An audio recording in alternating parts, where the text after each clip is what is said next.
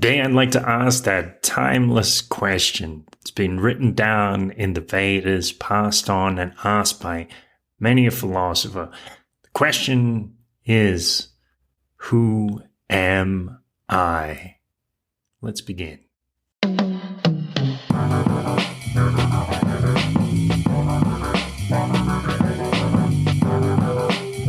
This is a beautiful thought. Greetings and salutations, buenos dias, buenas tardes, señores y señoras. Buenos dias, buen día.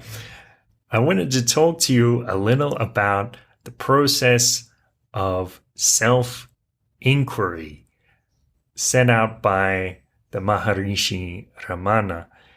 And I don't claim to be an expert on this or on Maharishi Ramana's teaching, so I guess you have to take what I say with a grain of salt. But as always, I am an authority on my own experience working with these techniques, and I've been practicing this the past few days. It's like always trying to observe the I thought, and as I notice this, the thought of I, or like the thought of my own identity, as I'm aware of it, say a memory might surge up in my mind, and I'm like, oh, hang on, that's very interesting. Because I notice that the memories are always somehow linked to my identity. In fact, there aren't a lot of thoughts you can think, except in certain states of mind. There aren't a lot of thoughts you can think that aren't in some way linked to your identity. And of course, our own experience, as we're going through it, we do also experience that thought of identity, of this has something to do with me. What I'm experiencing is somehow related to me. I'm processing everything as if it has something to do with me. Now, what happens sometimes when I'm observing my memories, they pop up, and even if, say, it's an uncomfortable memory or one of those cringe memories that I've been talking about, it pops up and I notice, so there's the memory and there's this cringe, and I'm associating both of them with me as if this is somehow my core being. And what I'd say is it's not. It's not my core being. It's something that happened to me. It's an experience, but it's not directly linked to my core being. And I guess one has to be careful with this, because if I make that statement, I say, oh, this is a memory, this is an experience, and it doesn't really have anything to do with the core of me, I think that can be subject to misinterpretation, because if I take that as gospel, or take that to heart, I might say, okay, that's something that happened, and I now don't have any responsibility relating to that memory or something like that. If someone comes to me with some grievance and they say, you did this, and I could just say, well, that wasn't me, that wasn't the core of my being. That was just an experience of something that happens in the past now and not directly related to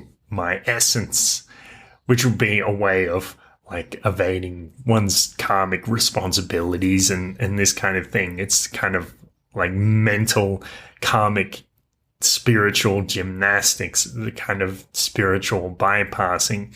So I think that's something to be careful with. Also, the risk that you might disassociate with yourself. In a sense, you are trying to disassociate, like you're trying to notice what is the core identity, or what sees, who am I?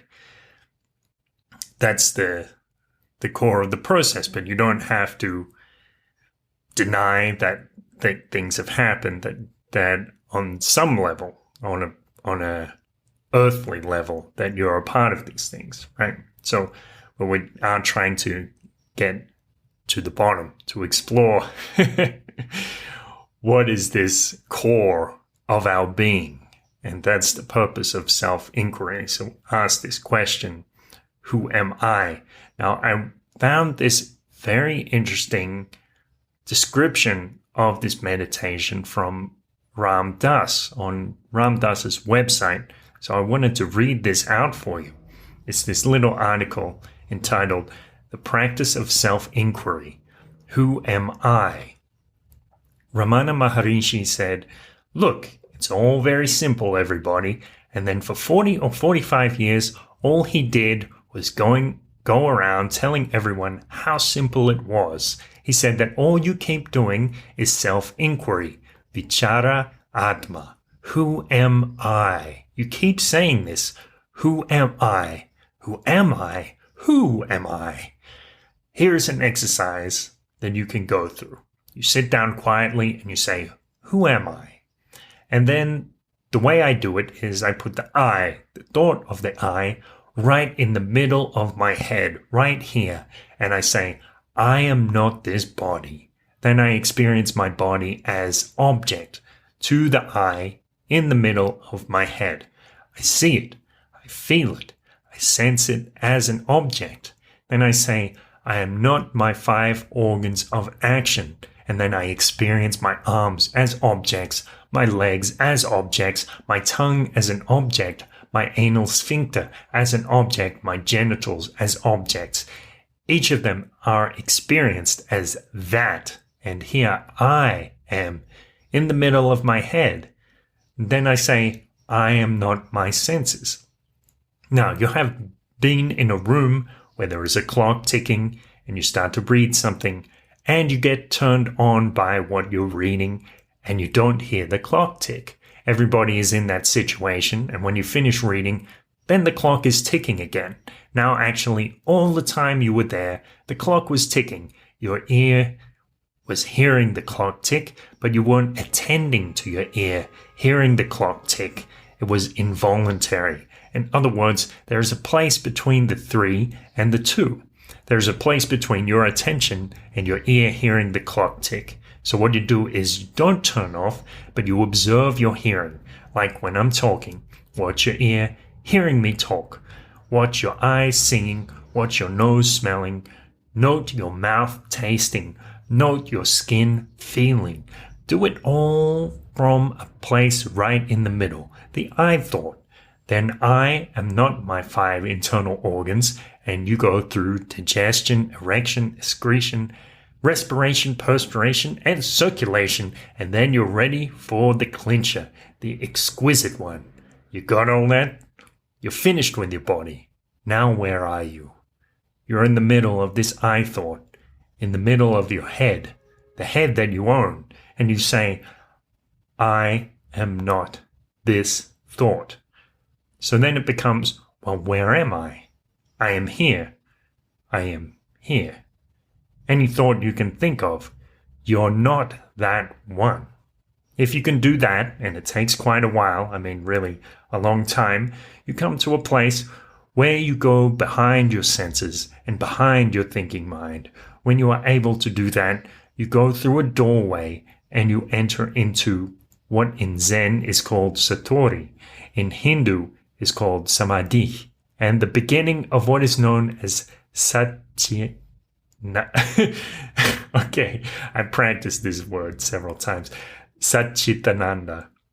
When you have gone through these stages, within that, you come to a place where you are synonymous with that fine energy that is an identity with consciousness.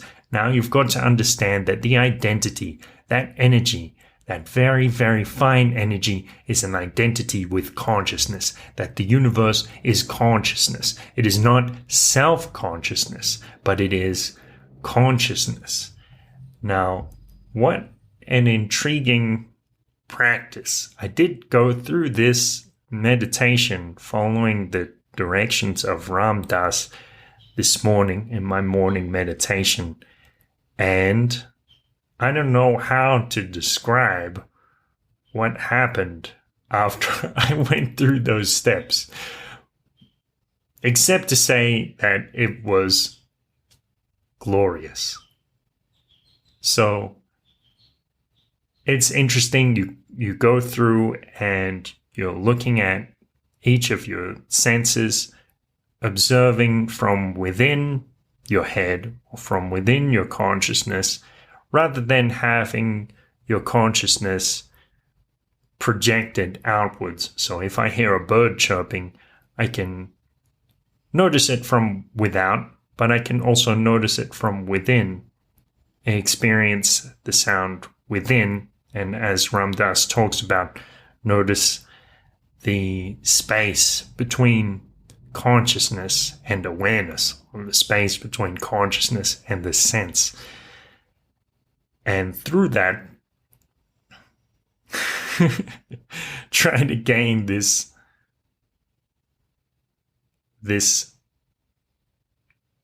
perspective. I don't know what to say. I don't know what more to say about that, other than why not try this? Try self-inquiry. Try noticing the I thought, and try experiencing that meditation to find yourself finally being alone with the I thought and then letting it go to see what else exists. Thank you so much for listening. Thank you for trying out a new meditation and exploring your own mind, exploring inner space to find something that may be wonderful that is lurking in there. And thank you for having a great day. I'll talk to you soon. A beautiful thought. Thank you for listening. If you enjoyed that episode, found it insightful, I invite you to share it with a friend and maybe send them a little message saying why you enjoyed it or why you think they might enjoy it. Give them a little reason to follow through and listen to this podcast. I'd love it if you did that. Have a great day. I'll talk to you soon.